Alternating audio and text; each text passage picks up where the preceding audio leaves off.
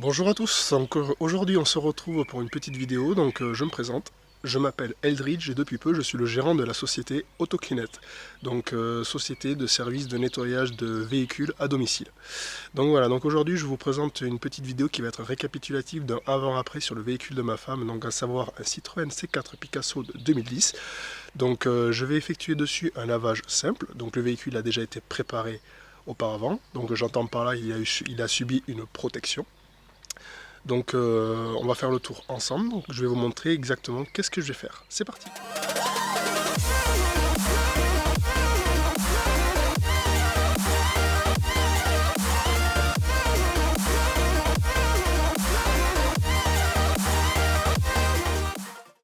Alors comme vous pouvez le voir, donc le véhicule d'aspect extérieur il est assez sale, surtout notamment au niveau des jantes et des roues, comme vous pouvez le voir, ainsi que les passages de roues, très très sales. Ensuite au niveau carrosserie, visuellement comme ça, on n'a pas trop l'impression que le véhicule est trop sale, mais pourtant il est bien sale, il a bien subi les expositions de la météo, l'espace environnement, la poussière, toutes ces petites choses. On va passer à l'intérieur.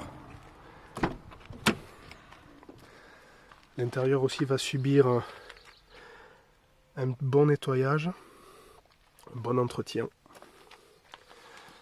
Comme vous pouvez le voir au niveau des tapis et moquettes, la poussière qui s'est bien accumulée, ainsi que sur les sièges en tissu. Donc ils seront nettoyés et protégés. Le tableau de bord également, qui a beaucoup de poussière comme vous pouvez le voir ici.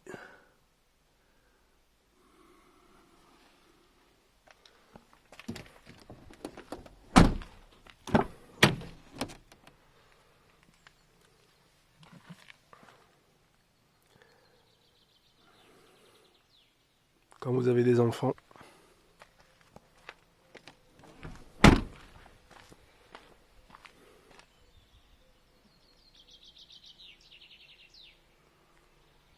on voit bien toute la saleté qui s'est accumulée sur le pare-brise arrière, ainsi que sur le coffre. Là, on observe bien la poussière qui s'est accumulée sur la carrosserie.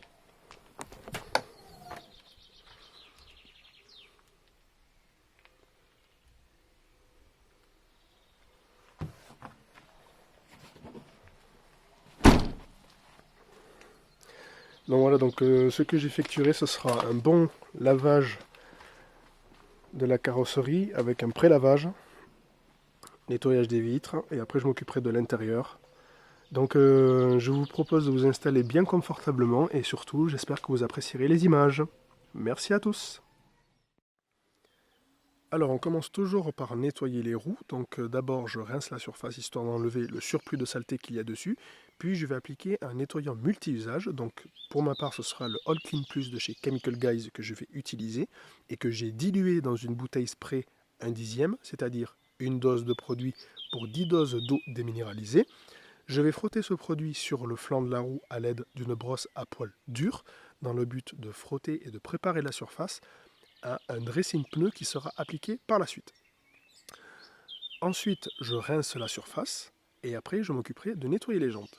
C'est très important, je vais porter des gants en nitrile car on manipule des produits chimiques, donc c'est très important de ne pas s'abîmer les mains.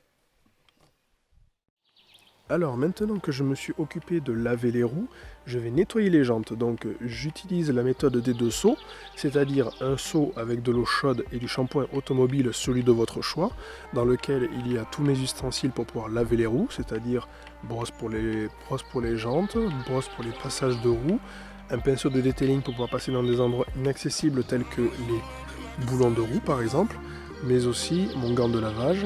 Donc j'utilise cette méthode là pour pouvoir éviter de transvaser tout ce qui est contaminant sur les jantes et les roues afin de garder tous mes ustensiles propres au maximum et surtout aussi garder mon eau de lavage propre.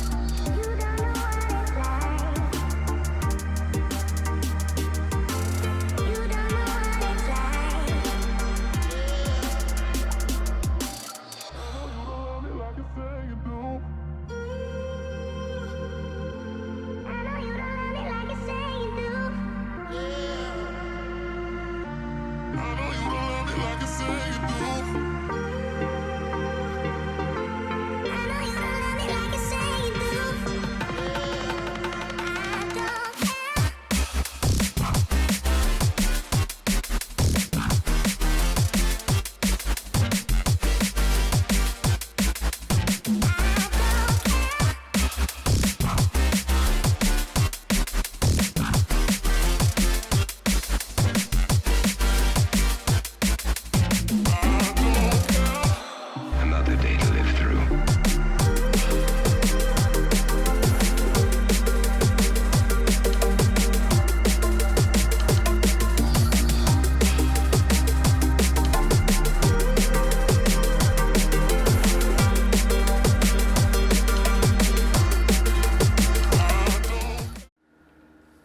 Après m'être occupé de laver les jantes, je vais m'occuper de décontaminer celles-ci. Donc j'utilise le Dragon Breath de chez Valepro, qui est un décontaminant ferreux. Donc c'est un produit qui s'attaque à tout ce qui est particules ferreuses. Donc j'entends par là, par exemple, la poussière de frein.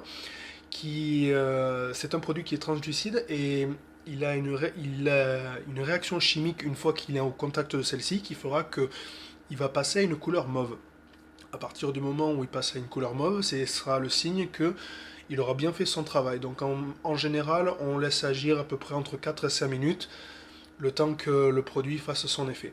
Une fois que la couleur mauve est apparue suite à la réaction chimique sur celle-ci, on peut procéder au rinçage.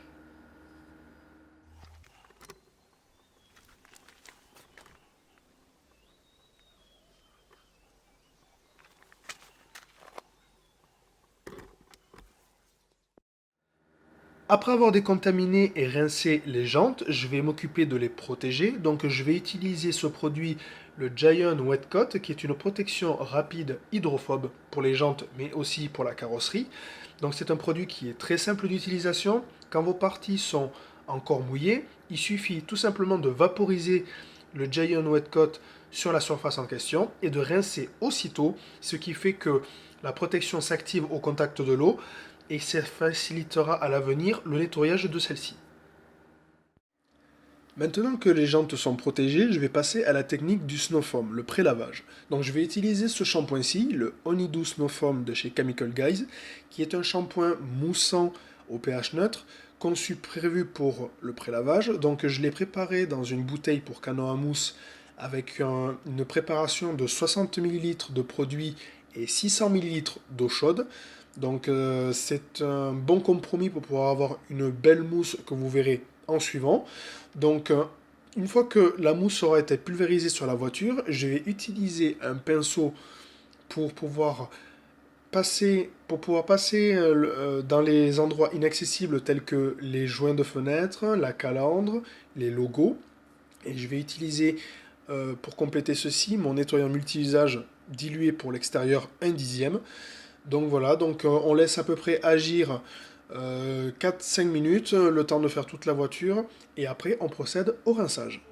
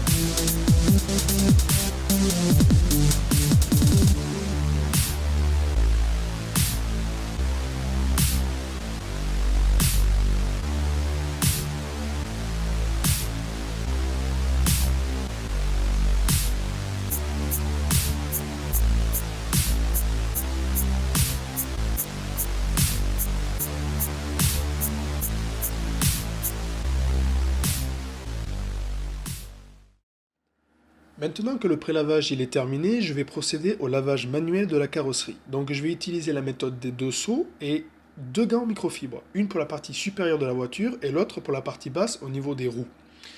Dans chacun des seaux, il y a 2 grilles qu'on appelle les grilles de garde.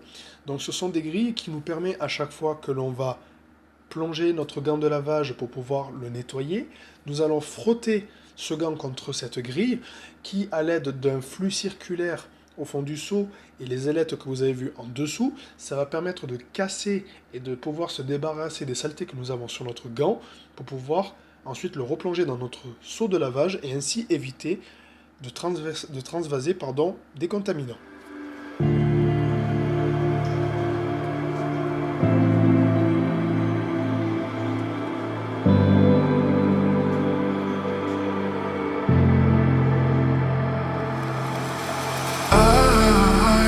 Remember what I said, spoken in the dead of night.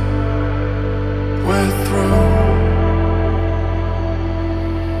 I hear voices in my head saying that you were the one. Do you?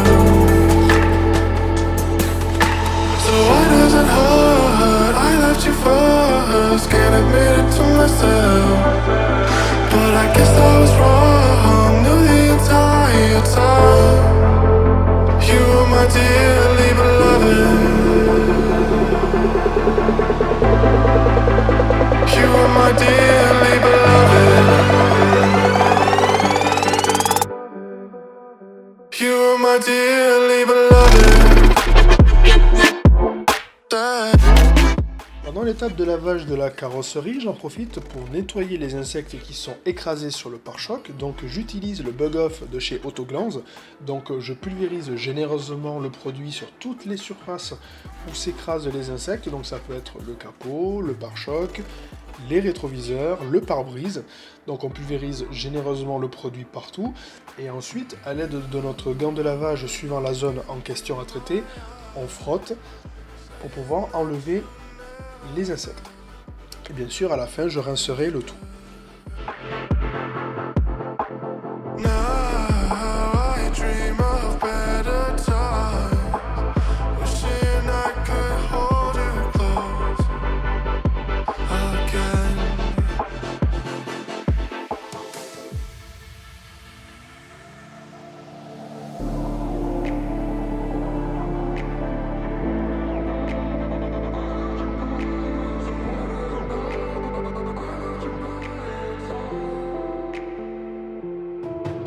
So why does it hurt? I left you first, can't admit it to myself, but I guess I was wrong. Knew the entire time.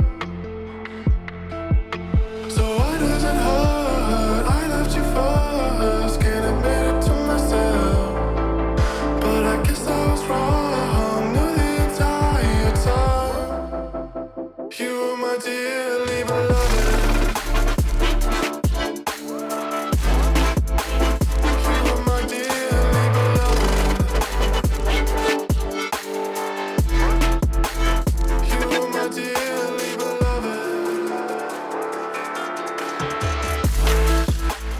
Après avoir rincé la carrosserie, je vais procéder au séchage des vitres. Donc j'utilise une raclette ainsi qu'un chiffon en microfibre gaufré pour pouvoir faciliter le séchage de celui-ci. Et après, je vais procéder au séchage de la carrosserie.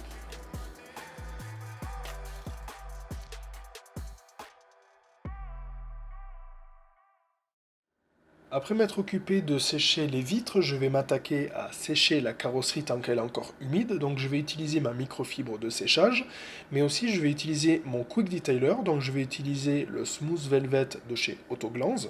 Donc ce que je vais faire, c'est que je vais pulvériser quelques pressions sur ma microfibre de séchage, mais aussi sur la carrosserie. Donc ça va permettre un essuyage beaucoup plus efficace avec une microfibre légèrement humide par rapport à une microfibre sèche. Ça va aussi rehausser le lustre et donner un résultat vraiment somptueux. C'est une petite astuce, donc l'H2O attire l'H2O. Donc voilà.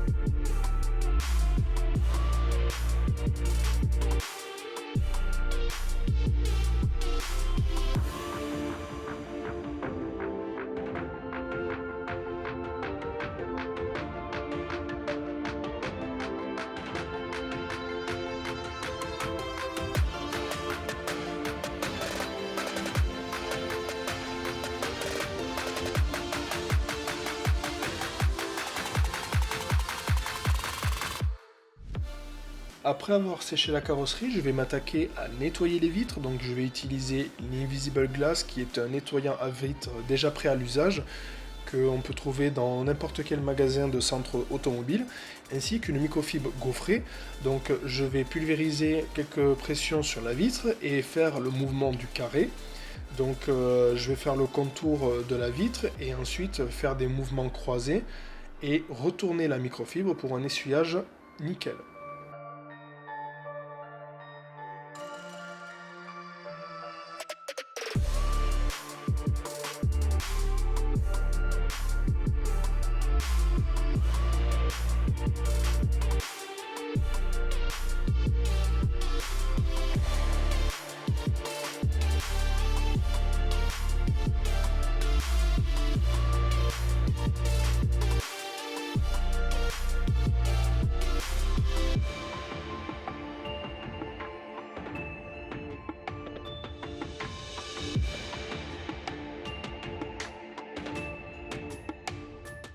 Bien évidemment, on n'oublie pas les balais d'essuie-glace, car si on nettoie les vitres mais qu'on laisse les balais d'essuie-glace tels quels, eh bien, il est fort possible que de la saleté se remette à nouveau sur le pare-brise, parce qu'on ne pense pas forcément à nettoyer les balais d'essuie-glace.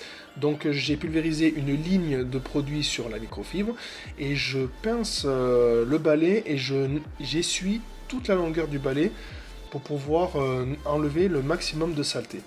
Donc voilà, donc observez par vous-même les saletés qui s'étaient accumulées sur le balai. Donc ça permet d'avoir une meilleure visibilité par temps pluvieux par exemple.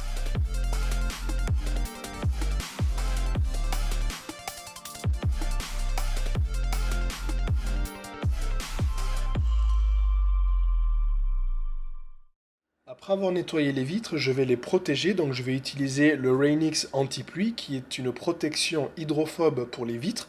Donc je pulvérise le produit sur les vitres ainsi que sur une microfibre. Je vais étaler le produit de manière grossière par des mouvements circulaires. Donc c'est une protection qui va rendre au final, comme on dit dans le jargon du detailing, un bon sheeting, donc un meilleur ruissellement de l'eau. Quand le véhicule sera en mouvement vers le haut, l'eau va défiler vers le toit. Donc, ce qui se passe, c'est que j'essuie grossièrement le produit. Ensuite, je vais passer de l'autre côté. Pendant ce temps, là où j'ai déjà appliqué le produit, ça va sécher. Et ensuite, je vais utiliser une autre microfibre pour pouvoir essuyer le produit. Mais cette fois-ci, j'utiliserai des mouvements très lents et circulaires pour être sûr de bien avoir étalé le produit. Ça, c'est une chose très importante. Pourquoi ? Parce que s'il reste du produit par hasard sur le pare-brise, ce qui va se passer, c'est que le jour où on aura besoin d'utiliser les balais d'essuie-glace, un voile blanc risque d'apparaître sur le champ de vision.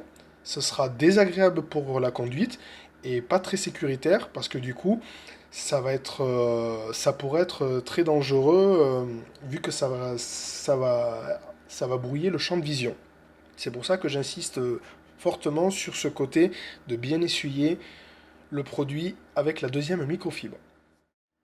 À la fin d'un detailing, on termine par la pose d'un dressing pneu. Donc moi je vais utiliser le Brillanti de chez Alchimicet. C'est une protection qui va donner un effet mouillé à la roue et le protéger également contre les rayons UV du soleil. Donc j'applique le produit directement sur un pad en mousse et je fais le contour du flanc. Suivant le résultat désiré, vous pouvez appliquer plusieurs passes.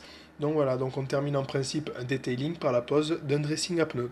Sur ce, je vous propose de regarder les images du résultat final.